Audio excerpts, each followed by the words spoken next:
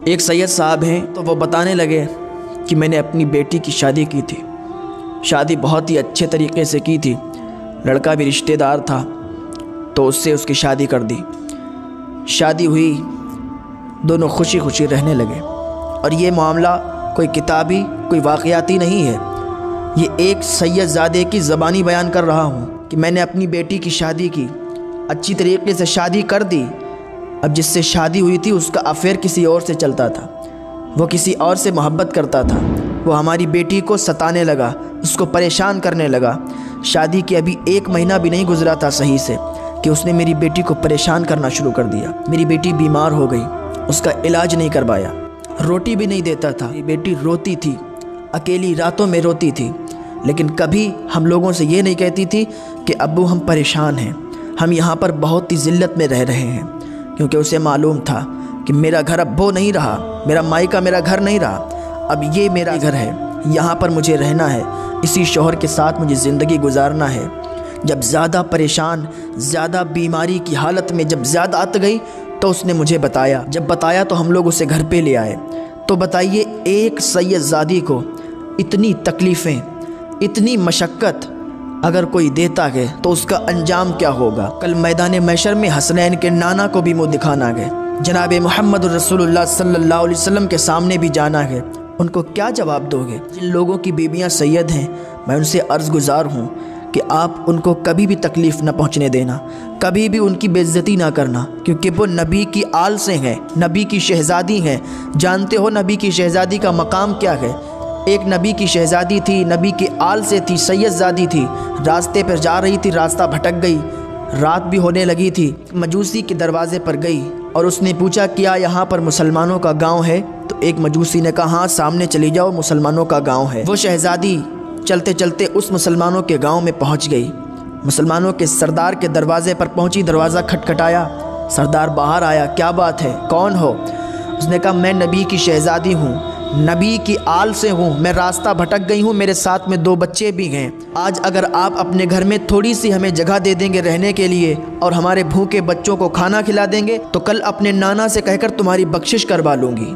तो उसने कहा, अच्छा तुम नबी की शहज़ादी हो, नबी की आल से हो? उसने कहा, हाँ मैं नबी की शहज़ादी हूँ, नबी की आल से हूँ, सैयदज़ादी हूँ।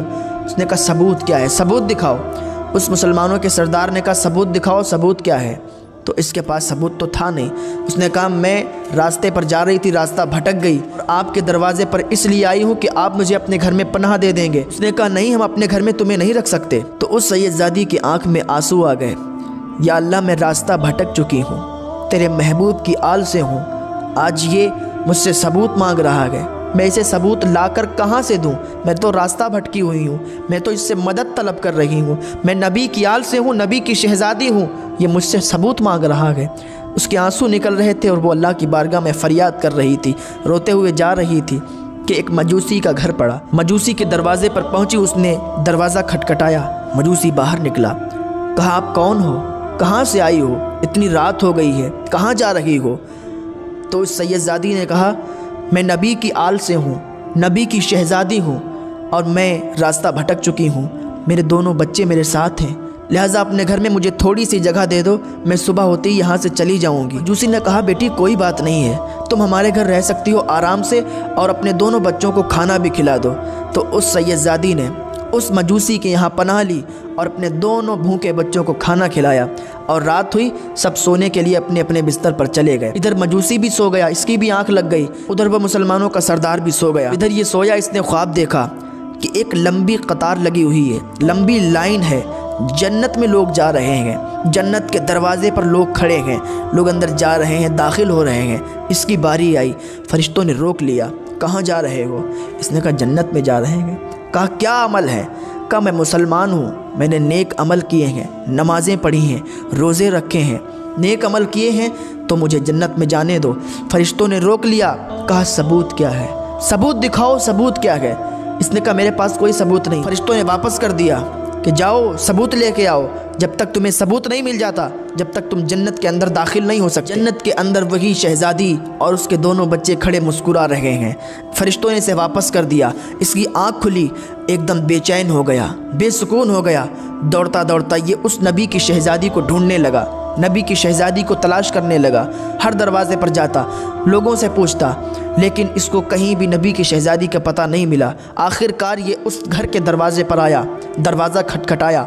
अंदर से मजूसी बाहर निकला। कहा, क्या बात है, इतनी रात में मेरे घर के दरवाज़े को तुम खटखटा रहे हो, क्या बात है? उसने कहा, क्या नबी की शहज़ादी तुम्हारे घर में है? इसने कहा, एक खातून है, उसके साथ 2 बच्चे हैं, वो नबी की आल से है, नबी की शहज़ादी है। कहा, तुम्हारे घर में है? तो उस मजूसी ने कहा, हाँ मेरे घर में है, बताओ क्या बात है? तो उस मुसलमानों के सरदार ने कहा, उसको आप हमारे हवाले कर दो, हमारे घर में हम उसको पनाह देंगे। तुम मजूसी हो, तुम उसको अपने घर में मत रखो, मैं उसको अपने घर में रखूँगा। उस मजूसी ने कहा, ऐसी क्या बात हो गई जो इतनी रात में आए हो और ये कह रहे हो कि वो हमारी मेहमान है? सरदार ने कहा, मैं अभी ख्वाब देख कर आया हूँ, फरिश्तों ने मुझे रोक लिया और कहा, सबूत क्या है? कि मैंने उस नबी की शहज़ादी से भी सबूत मांगा था, तो फरिश्तों ने मुझे वापस कर दिया, का सबूत लेके आओ। तो मजूसी ने कहा, मैं उसे तुम्हारे हवाले नहीं कर सकता।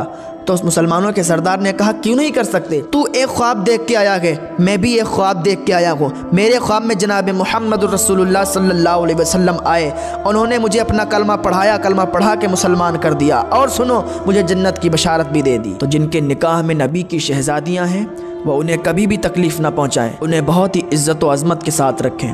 अल्लाह ताला की बारगाह में दुआ है, अल्लाह ताला हमें नेक अमल करने की तौफ़ीक़ अता फ़रमाए, एक दूसरे का अदब करने की तौफ़ीक़ अता फ़रमाए।